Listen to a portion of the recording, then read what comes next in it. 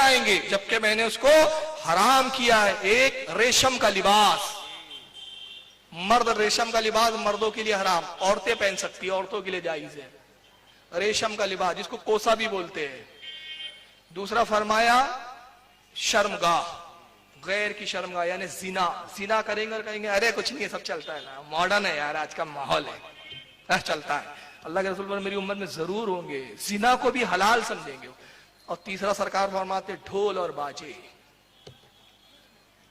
नबी ने हराम किया और आप हलाल ठहरा रहे, तो नबी खुश हो रहा है? नहीं हो रहा है। मसला क्या आला हजरत ये है, आला हजरत से पूछा जाता है कि चहलम करना जायज है या नाजायज? फरमाया जायज, लेकिन आम दावत करना जायज नहीं। अगनिया का हक नहीं कि चहलम का खाना खाए, ये गरीब और मिस्कीन का हक है।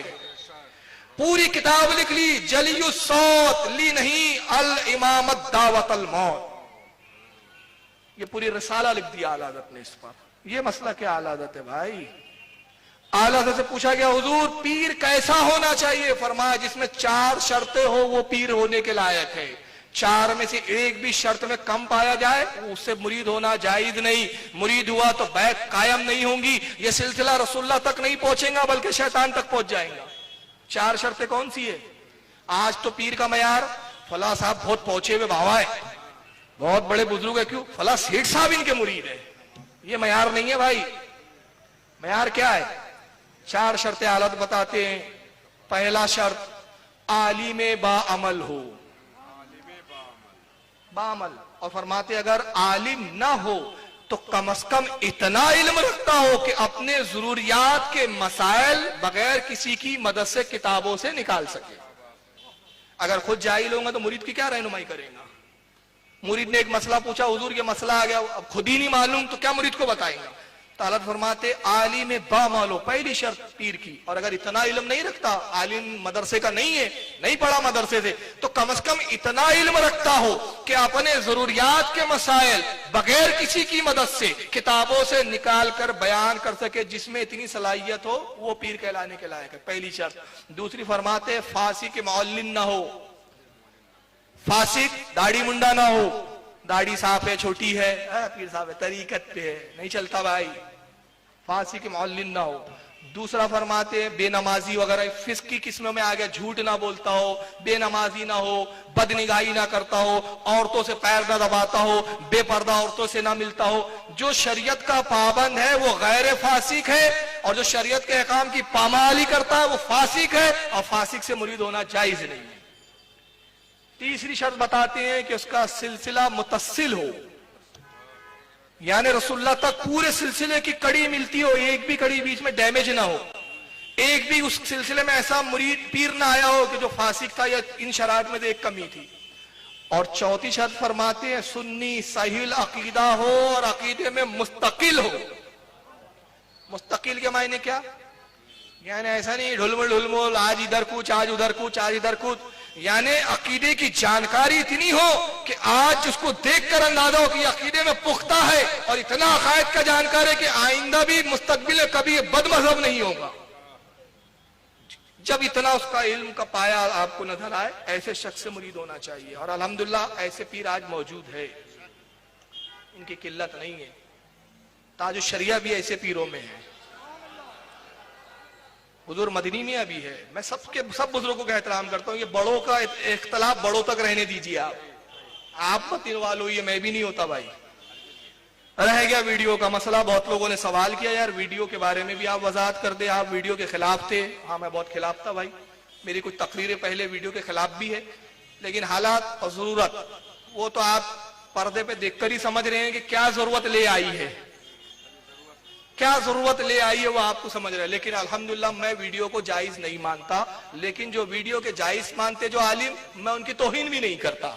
वो भी हमारे आलिम बुजुर्ग है, उनकी तहकीक है, उनकी तहकीक अपनी जगह, जो जायज मानते उनकी तहकीक अपनी जगह, जो नाजायज मानते उनकी तहकीक अपनी जगह। मेरा अपना मौक़िफ़ जायज का नहीं है, मैं रुखसत के तौर पर इसका इस्तेमाल करना दुरुस्त मानता हूं, मैं जायज का कायल नहीं हूं। और मैं जायज में भी कैद लगाता हूं। कैद ये कि अगर दीन की खिदमत के लिए आ रहे हो तो ठीक, शादी की वीडियो जायज नहीं, घर में शूटिंग करना जायज नहीं, ये बिल्कुल हराम है और इससे बचना चाहिए। तो वही शख्स आए जो जरूरत है, जिसको जरूरत नहीं है उसको आने की जरूरत भी नहीं है वीडियो पर। और ताजुश शरिया का मैं दिल से एहतराम करता हूं, इसीलिए कि ताजुश शरिया की एक खूबी है जो मुझे उनकी तरफ खींचती है। मदनी मियां का भी मैं एहतराम करता हूं अल्हम्दुलिल्लाह। मदनी मियां मेरे यहाँ भी तशरीफ ला चुके हैं। मेरे वालिद अशरफी सिलसिले के मुरीद थे, सरकार कला से। मैं रजवी सिलसिले से हूं, तो ये सब गौस पाक तक ही ले जाएंगे सब सिलसिले, कोई टेंशन नहीं है इसमें। मेरी वालदा आज भी अशरफी है, वालिद का तो विसाल हो गया, वालदा हयात है, वो भी अशरफी है। मैं रजवी हूं अल्हम्दुलिल्लाह, अल्लामा सिफ्तान रजा का गुलाम हूं। कौन से सिफ्तान रजा? बॉम्बे वाले नहीं भाई, कंफ्यूज हो जाते आप लोग, रायपुर वाले अमीन शरिया। और ये कौन है? मेरे पीरो मुर्शिद, मेरे पीरो मुर्शिद के वालिद हजरत मौलाना हसनैन मियां, और हसनैन मियां आला हजरत के सगे भतीजे मौलाना हसन रजा उस्ताद जमन के साहबजादे। एक वास्ते से मैं आला हजरत से मिल जाता हूं। आला हजरत मेरे दादा, और शागिर्दी की तौर पर भी मैं आला हजरत से मिलता हूं अल्हम्दुलिल्लाह। मेरे उस्ताद मुफ्ती गुलाम मोहम्मद खान साहब, उनके उस्ताद मौलाना नईमुद्दीन मुरादाबादी, और उनके उस्ताद आला हजरत। आला हजरत मेरे दादा उस्ताद। तो बहरहाल बात कहीं और निकल गई, तो मैं वीडियो को जायज नहीं मानता। और बुजुर्गों का आप अदब करें, जिस सिलसिले का बुजुर्ग हो, जिस सिलसिले का आलिम हो, वो हमारा सर का ताज है। सुन्नी सही अकीदा होना शर्त है। हम अकीदे पे जोर देते, आमाल में हमारे इख्तिलाफ राय हो सकता है, अमल को लेकर हमारा इख्तिलाफ फतवा हो सकता है, लेकिन अकीदे में जो अब बुजुर्ग है, आलिम में हमारे सरों का ताज है। हुजूर ताजुश शरिया की सेहत इस वक्त अलील है, क्योंकि उलमा दुआ करेंगे इंशाअल्लाह। मैं भी अपने तौर पे दुआ करता हूँ, सरकार रसूलुल्लाह सल्लल्लाहु अलैहि वसल्लम के सदके में अल्लाह रब्बुल इज्जत हुजूर ताजुश शरिया की उम्र में बरकत अता फरमाए, और उनका साया करम और उनका साया इल्म हम पे तादेर सलामत रखे। बस मैं अपनी गुफ्तगू को यहीं खत्म करता हूँ। अल्लाह ताला हम सब को समझ की तौफीक अता फरमाए और अमल की तौफीक अता फरमाए। वमा अलैना इल्लल बलाग। कुछ ऐलानात बहुत अहम है, तशरीफ रखें आप हजरत। इसके बाद हजरत की तकरीर 14 मार्च 28 मार्च